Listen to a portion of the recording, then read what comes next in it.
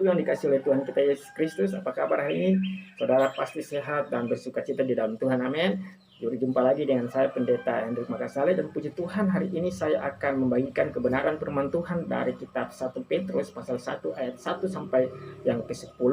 Saya tidak akan membacanya semua, tetapi ada beberapa hal yang mendasar, ada beberapa hal yang menjadi pokok kebenaran, dan ada beberapa hal yang menjadi berkat Tuhan buat kita semua di hari ini. Bapak Ibu yang dikasih oleh Tuhan kita Yesus Kristus, kalau kita baca ayat 1 sampai 2, di sana dikatakan bahwa Rasul Petrus menulis surat ini kepada jemaat Tuhan atau orang percaya, anak-anak Tuhan yang adalah orang-orang pendatang yang tersebar di Pontus, di Galatia, di Kapadokia, Asia Kecil, dan Bitinia. Ya, pada zaman itu wilayah ini adalah masuk namanya Asia Kecil, ya. Kalau di zaman modern ini ialah di negara Turki, Bapak Ibu yang dikasih oleh Tuhan kita Yesus Kristus. Nah, di ayat yang kedua ini menarik Bapak Ibu yang dikasih Tuhan, karena orang-orang pendatang, orang-orang percaya itu yang tersebar di Pontus, Galatia, Kapadokia, Asia Kecil, dan Bitinia, mereka itu dikatakan oleh Rasul Petrus bahwa mereka ini adalah orang-orang yang dipilih, ya, dipilih oleh Allah sesuai dengan rencana Allah jauh sebelum dunia ini dijadikan, jauh sebelum segala sesuatu diciptakan, jauh sebelum alam semesta diciptakan, bahwa orang-orang percaya ini telah ditetapkan dan telah dipilih oleh Allah sendiri di dalam Yesus Kristus supaya mereka itu dikuduskan oleh Roh, dan mereka itu supaya taat kepada Yesus Kristus dan menerima percikan darahnya. Bapak Ibu yang dikasih oleh Tuhan Yesus Kristus, jadi orang-orang percaya, orang-orang yang telah percaya kepada Yesus Kristus adalah jemaat Tuhan, adalah anak-anak Tuhan, adalah orang-orang yang telah dipilih, telah ditetapkan jauh sebelumnya untuk dikuduskan dan menerima percikan darah Yesus Kristus supaya mereka menjadi orang-orang yang taat kepada Yesus Kristus. Jadi kita ini dikuduskan bukan dengan usaha kita Bapak Ibu, tapi oleh Yesus Kristus sendiri, sebagaimana di dalam kitab Ibrani 10 ayat 10 dikatakan bahwa kita dikuduskan satu kali untuk selama-lamanya lewat persembahan tubuh Kristus, persembahan pengorbanan Yesus Kristus, darahnya tercurah di atas kayu salib, maka darahnya itu menyucikan kita menerima percikan darahnya, maka kita dikuduskan sekali selama-lamanya. Jadi kita enggak dikuduskan dengan kita berusaha, kita taat beragama, tidak Bapak Ibu yang terkasih, tetapi kita dikuduskan oleh Yesus Kristus lewat pengorbanan, persembahan tubuhnya, dan lewat darahnya, maka kita disebut Holy Nation. Ingat di dalam 1 Petrus 2 ayat 9 kita dikatakan Holy Nation, itu bukan karena tulusan kita sendiri dengan beragamawi, tapi pemberian Kristus Yesus dalam kehidupan kita. Jadi supaya kita menjadi umat kudus, dipisahkan dan dibedakan oleh dunia ini, sehingga kita menjadi umat spesialnya Tuhan, memberitakan pekerjaan-pekerjaan Tuhan yang besar, dan kita juga memberitakan kabar baik supaya banyak orang masuk di dalam kekudusannya Tuhan. Jadi kita nggak boleh hidup sembarangan dong, kita nggak boleh hidup dengan hawa nafsu kita. Mentang-mentang kita udah dikuduskan terus kita seenaknya berbuat dosa, atau seenaknya bebas merdeka, kan saya udah dikuduskan oleh Yesus Kristus. Oh enggak, Bapak Ibu yang dikasih oleh Tuhan Yesus Kristus, ingat di ayat yang kedua tadi dikatakan kita dikuduskan oleh Roh supaya taat kepada Yesus Kristus. Ingat ini, garis bawah ini, kita dikuduskan supaya kita taat kepada Yesus Kristus, bukan supaya kita berbuat dosa dan bebas melayani dosa, supaya taat dan melayani Kristus. Bapak Ibu yang dikasih, ada 3 hal yang sangat penting ya, yang saya mau bagikan buat saudara, yaitu tentang pengharapan, tentang iman dan kasih. Di ayat yang ketiga sampai yang keempat ini bicara tentang pengharapan. Di sini dikatakan begini Bapak Ibu. Terpujilah Allah dan Bapa Tuhan kita Yesus Kristus, yang karena rahmat-Nya yang besar telah melahirkan kita kembali oleh kebangkitan Yesus Kristus dari antara orang mati kepada suatu hidup yang penuh pengharapan. Garis bawahi ini saya ulangi, kepada satu hidup yang penuh pengharapan. Kita ini ya diberikan satu hidup yang penuh pengharapan berdasarkan rahmat-Nya yang besar. Terpujilah Allah dan Bapa Tuhan kita Yesus Kristus, yang karena rahmat-Nya, yang karena anugerah-Nya, yang karena kasih karunia yang besar, karena mercy-Nya, karena grace-Nya yang besar, telah melahirkan kita kembali oleh kebangkitan Yesus Kristus dari antara orang mati. Melahirkan kita kembali itu artinya kelahiran roh, ya, kelahiran secara roh, bukan secara jasmani, sehingga kita ini menjadi orang yang lahir baru oleh karena kebangkitan Yesus Kristus dari antara orang mati. Ingat, Yesus Kristus itu bilang kepada murid-muridnya bahwa suatu kali nanti dia akan mati, ya, dia akan menderita, kemudian dia akan mengalami banyak penderitaan, lalu dia akan mati lalu bangkit pada hari yang ketiga. Dan Yesus Kristus juga mengajarkan tentang kebangkitan orang mati, dan Yesus Kristus sendiri benar-benar melakukannya. Bukan saja dia omong, tetapi dia benar-benar membuktikan bahwa apa dia omong itu benar-benar terbukti. Bapak Ibu yang dikasih oleh Tuhan kita Yesus Kristus, dikatakan dengan kebangkitan Yesus Kristus maka kita mendapatkan satu hidup yang penuh pengharapan. Oh haleluya,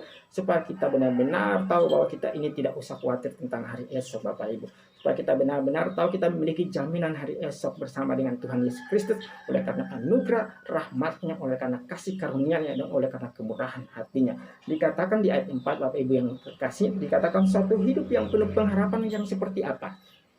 Di ayat keempat dijelaskan bahwa kita menerima satu hidup atau satu hidup yang penuh pengharapan adalah satu bagian yang tidak dapat binasa, tidak dapat cemar, dan tidak dapat layu. Jadi hidup orang yang Kristen yang di dalam pengharapan yang Tuhan berikan itu ialah pengharapan yang tidak dapat binasa, pengharapan yang tidak dapat cemar, dan pengharapan yang tidak dapat layu, yang tersimpan di surga bagi kita. Bapak Ibu yang dikasihi oleh Tuhan Yesus Kristus, ini adalah spektakuler, ini hebat, ini dahsyat, ini ajaib, ini luar biasa. Bukan karena kita melakukannya, tetapi karena rahmatnya, maka lewat kebangkitan Yesus Kristus kita mendapatkan suatu hidup yang penuh pengharapan, yaitu yang tidak dapat binasa, yang tidak dapat layu, dan tidak bisa cemar oleh dunia ini. Bapak Ibu yang terkasih, bahwa pengharapan di dalam kehidupan kita adalah pengharapan yang abadi, pengharapan yang kekal, pengharapan yang diberikan Yesus Kristus itu adalah pengharapan yang pasti, pengharapan yang luar biasa, dan pengharapan yang tidak bisa dihancurkan oleh siapapun, ya. Dunia bisa kasih kita pengharapan, tetapi pengharapan dunia adalah semu. Orang-orang bisa kasih kita PHP, memberi harapan palsu, tetapi kita punya pengharapan yang pasti karena Yesus Kristus telah membuktikan pengorbanannya. Bahkan dia mati, dia menderita untuk kita, dia curahkan darahnya, dia percikan darahnya untuk kita, dan kita ini dikuduskan. Bahkan kita mendapatkan satu hidup yang penuh pengharapan, yang tidak pernah mengalami kehancuran dan kebinasaan. Bahkan dikatakan tidak ada noda, tidak ada cacat, tidak ada celah, tidak ada aib, tetapi ada kekudusan di dalamnya, ada kesucian di dalamnya, ada kemurnian, ada purity di dalamnya, sehingga kita dikuduskan oleh Yesus Kristus, dan kita juga mendapatkan suatu bagian yang tidak pernah layu, yang menjadi hidup, satu bagian hidup yang kekal terus selama-lamanya dalam kehidupan kita. Dan pengharapan yang dimiliki oleh orang Kristen adalah satu pengharapan yang sangat sempurna, yang tersimpan di sorga, kekal selama-lamanya. Oleh sebab itu Bapak Ibu yang terkasih, kita sebagai orang Kristen, kita jangan pesimis. Kita sebagai orang Kristen, kita jangan khawatir. Kita sebagai orang Kristen, kita jangan ragu-ragu dengan pengharapan yang Tuhan berikan. Karena pengharapan yang Tuhan berikan itu berbeda dengan apa yang dunia ini berikan. Karena pengharapan yang Tuhan berikan adalah pengharapan yang sempurna, yang pasti. Satu hidup yang luar biasa, yang tidak ada kebinasaan, yang tidak ada cemar, yang tidak ada layu. Bapak Ibu yang terkasih, itu hal yang pertama. Lalu hal yang kedua, di dalam ayatnya yang ke-5 sampai ayatnya yang ke-7. Saya baca ya ayat yang ke-5 sampai yang ke-6 dulu. Di sana dikatakan, yaitu kamu yang dipelihara dalam kekuatan Allah karena imanmu, sementara kamu menantikan keselamatan yang telah tersedia untuk dinyatakan pada zaman akhir. Bapak Ibu yang terkasih, hal kedua ialah bicara tentang iman. Berkat kedua itu kita diberikan oleh Tuhan, yaitu iman kita. Di sana dikatakan, yaitu kamu yang dipelihara dalam kekuatan Allah karena imanmu, ya. Ketika kita percaya kepada Yesus Kristus, ingat di dalam kitab Roma mengatakan, ketika kita mengaku dengan mulut kita dan di dalam hati kita percaya bahwa Yesus Kristus adalah Tuhan, maka kita akan diselamatkan. Kita diselamatkan bukan karena perbuatan baik kita, tetapi kita diselamatkan oleh karena iman lewat kasih karunia, oleh karena rahmatnya Tuhan, oleh mercy-nya Tuhan, oleh kemurahan hati Tuhan, ya. Jadi kita diselamatkan bukan karena perbuatan baik atau amal kita. Kita nggak boleh sombong, kita nggak boleh bermegah dengan perbuatan kita. Memang kita harus terus berbuat baik, supaya apa? Supaya orang-orang dunia ini melihat bahwa Yesus ada dalam kehidupan kita. Ya, setiap perbuatan baik itu lahir dari iman, Bapak Ibu yang dikasihi oleh Tuhan Yesus. Tidak ada seorang pun yang berbuat baik tanpa dasarnya dari iman. Firman Tuhan mengatakan di kitab Galatia bahwa perbuatan baik itu lahir dari iman, ya. Semua orang, kalau saudara baca dari kitab Perjanjian Lama sampai Perjanjian Baru, bahkan di Ibrani 11 di sana dikatakan saksi-saksi iman, bukan saksi-saksi perbuatan. Bahkan kalau kita bahasa Inggris mengatakan the heroes of faith, ya, pahlawan-pahlawan iman, Bapak Ibu yang terkasih. Memang mereka berbuat hal yang luar biasa, berbuat hal yang dahsyat, bahkan mereka rela jadi martir. Tetapi semua itu berdasarkan iman yang mereka lakukan kepada Tuhan, yang mereka curahkan kepada Tuhan, yang ada di dalam diri mereka, sehingga mereka memiliki iman itu, mereka melakukan perbuatan. Bapak Ibu yang terkasih oleh Tuhan kita Yesus Kristus, di sini dikatakan yaitu kamu yang dipelihara dalam kekuatan Allah. Jadi Bapak Ibu yang dikasih oleh Tuhan kita Yesus Kristus, kita harus tahu bahwa kita ini dipelihara oleh kekuatan Allah. Orang-orang yang telah dilahirkan oleh Yesus Kristus itu dipelihara, dijaga, dilindungi, dan ada kekuatan Allah di dalam diri kita, ada kekuatan Allah di dalam iman kita. Oleh sebab itu kita memiliki iman yang kokoh, Bapak Ibu, iman yang kuat. Bukan lagi berbicara tentang iman kita, tetapi berbicara tentang iman yang dilahirkan oleh Yesus Kristus. Ingat, iman yang ada di dalam Yesus Kristus itu sangat sempurna, jauh, Bapak Ibu yang dikasih oleh Tuhan. Sebab itu kita bergantung kepada Yesus Kristus yang menjadi sumber iman kita, sehingga ada kekuatan Allah yang terus mengalir dalam kehidupan kita, sehingga kita bisa menjalani kehidupan kita, dan kita terus memiliki iman yang kuat, yang kokoh, yang tidak pernah digoyahkan oleh apapun, sehingga sampai pada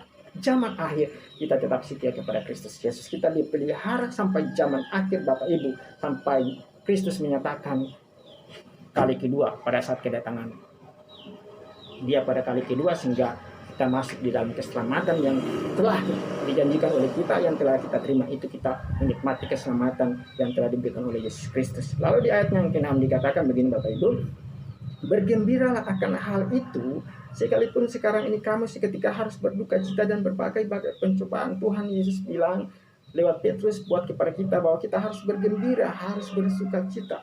Apapun tantangan kita, apapun pencobaan yang kita alami, Bapak Ibu yang terkasih, ya. Karena pencobaan itu bukan dari Tuhan. Kalau ujian datangnya dari Tuhan, karena pencobaan itu datangnya dari setan, dari iblis, dari kuasa kegelapan.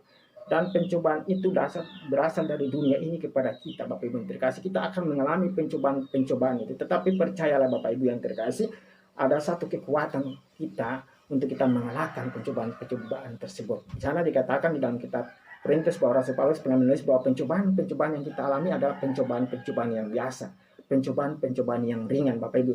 Kita diberikan kekuatan, bahkan roh yang ada di dalam diri kita adalah lebih besar daripada roh yang ada di dalam dunia ini, sehingga kita bisa mengalahkan semua pencobaan yang ada di dalam kehidupan kita, yang menyerang kehidupan kita. Bapak Ibu yang dikasih oleh Tuhan kita Yesus Kristus, di sana dikatakan ayat yang ke-7 bahwa maksudnya semuanya itu ialah untuk membuktikan kemurnian imanmu. Jadi Bapak Ibu yang dikasih oleh Tuhan Yesus, kalau kita mendapat pencobaan, jangan kita putus asa, jangan kita bersungut-sungut, ataupun jangan kita merasa bahwa oh, kenapa saya dapat pencobaan itu, ya, kenapa iblis mau menyerang kehidupan saya, ya, karena apa? Karena ada kekuatan Allah di dalam kehidupan kita, maka kita bisa melawan itu. Bahkan dikatakan bahwa kita harus melawan godaan semua, melawan iblis dengan seluruh antek-anteknya. Oleh sebab itu Bapak Ibu yang terkasih, maksud semuanya itu supaya membuktikan kemurnian iman kita, seperti emas, Bapak Ibu.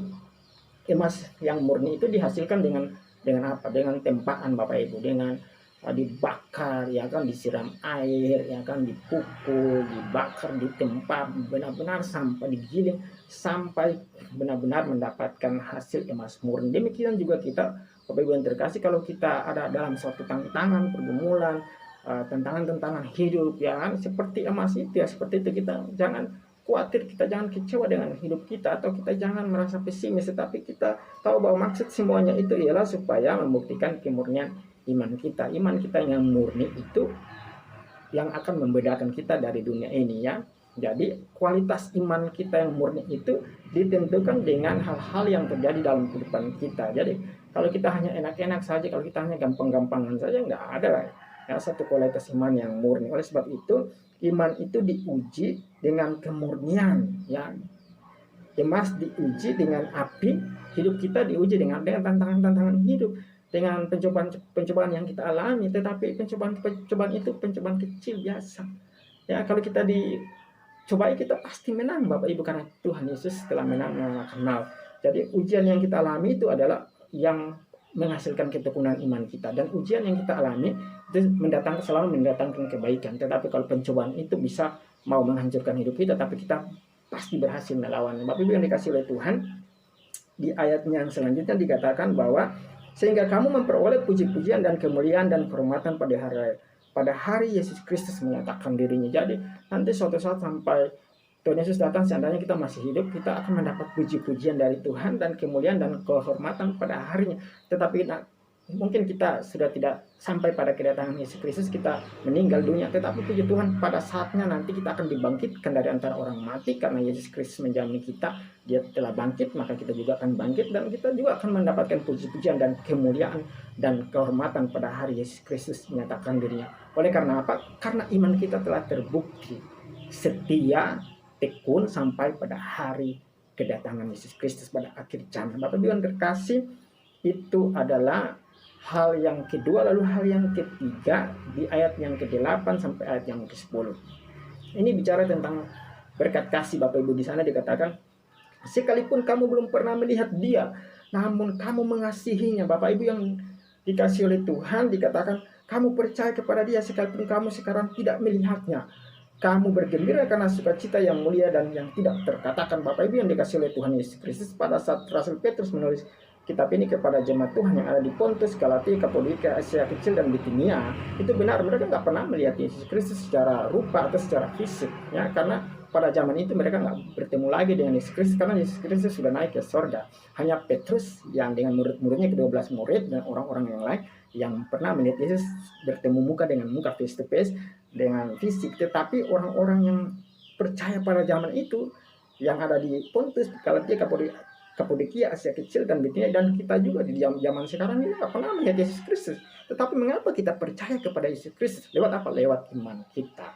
Ingat, Tuhan Yesus pernah mengatakan kepada Thomas, berbahagialah orang yang tidak melihat namun percaya. Percaya di situ dikatakan kepada iman. Ya, berbahagialah orang yang percaya, atau berbahagialah orang yang memiliki iman.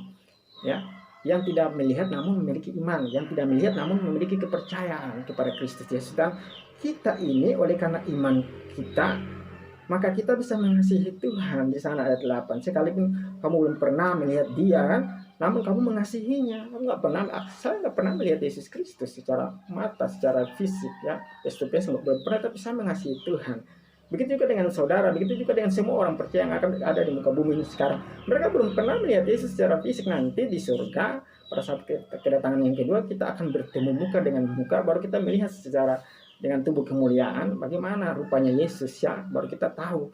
Tetapi sekarang kita hanya melihat dengan mata iman kita, dan kita mengasihi Tuhan Yesus. Kenapa kita mengasihi Tuhan Yesus?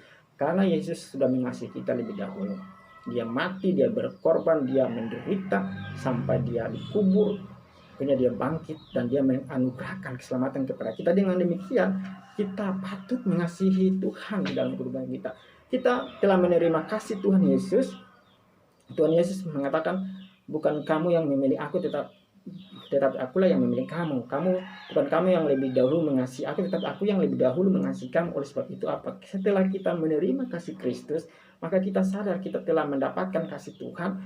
Ketika kita masih berdosa, Tuhan mengasihi kita. Walaupun kita melakukan apapun, walaupun kita melakukan sedikit atau banyak, itu tidak akan kurangkan kasih Tuhan, Bapak Ibu yang dikasih oleh Tuhan Yesus. Kita mau berdoa banyak, itu juga Tuhan tetap mengasihi kita, sama saja. Dan kita berdoa sedikit juga tetap Tuhan mengasihi kita. Kalau kita nggak pernah bisa, dengan rayu Tuhan dengan apa perbuatan kita yang banyak, baca Alkitab atau berdoa banyak, puasa banyak, lalu seakan-akan Tuhan lebih mengasihi kita dari orang lain. Enggak, Bapak Ibu yang terkasih.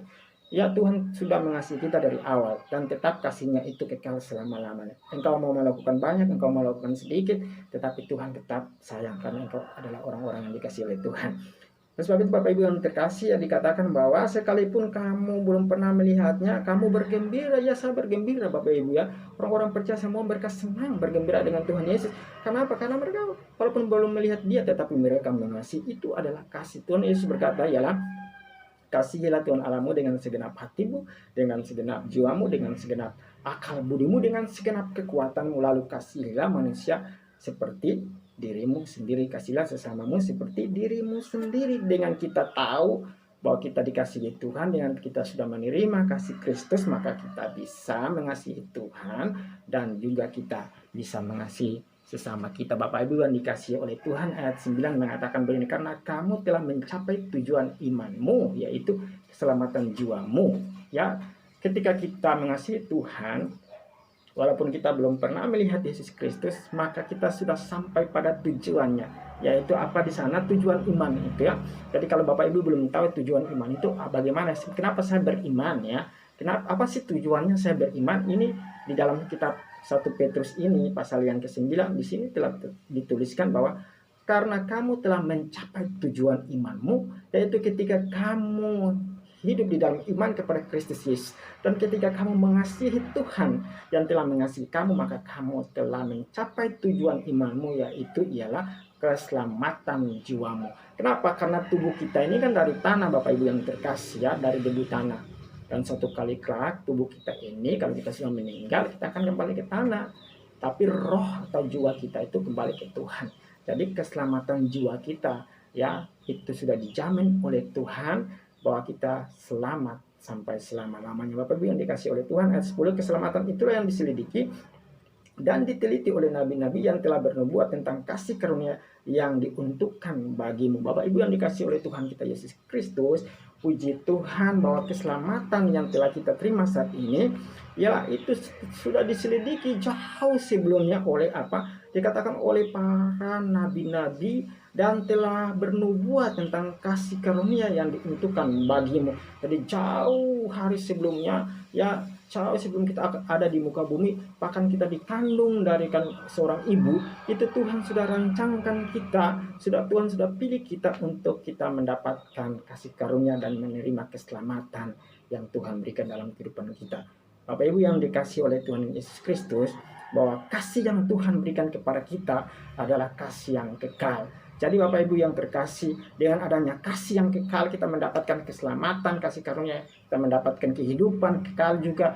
Bapak Ibu yang dikasih oleh Tuhan kita Yesus Kristus, mari kita bagikan berkat Tuhan ini buat saudara-saudara kita, buat keluarga-keluarga kita, buat teman-teman kita yang belum percaya kepada Tuhan, supaya mereka juga menerima kasih karunia yang Tuhan berikan di dalam kehidupan mereka juga lewat kehidupan dan kesaksian kita. Bapak Ibu yang dikasih oleh Tuhan, itu 3 hal yang saya bagikan buat saudara pada hari ini. Kurang dan lebihnya, kiranya Roh Kudus akan menolong saudara untuk bisa memberikan pengertian-pengertian yang jauh lebih daripada saya bagikan. Tetapi saya mencoba untuk menggali apa yang ada di dalam firman Tuhan di dalam kitab 1 Petrus pasal yang ke-1 ayat 1 sampai yang ke-10 ini tentang 3 hal tadi. Kiranya 3 hal ini, yaitu pengharapan, yaitu iman, dan kasih, itu semua oleh karena kasih karunia yang Tuhan sudah berikan bagi kita, bukan lagi berdasarkan kehebatan, kekuatan, usaha agamawi kita, tetapi oleh karena rahmat-Nya yang besar. Di sana dikatakan tadi, oleh karena rahmat-Nya yang besar, kemurahan hati Tuhan, maka kita mendapatkan keselamatan jiwa kita. Terima kasih, Tuhan Yesus memberkati. Saya Pendeta Hendrik Makasale mengucapkan shalom, sampai jumpa di renungan-renungan video yang saya buat. Terpujilah nama Tuhan Yesus kekal sampai selama-lamanya. Saya berdoa saudara semakin kuat di dalam pengharapan, dalam iman, dan di dalam kasih. Tuhan Yesus memberkati kita. Amin.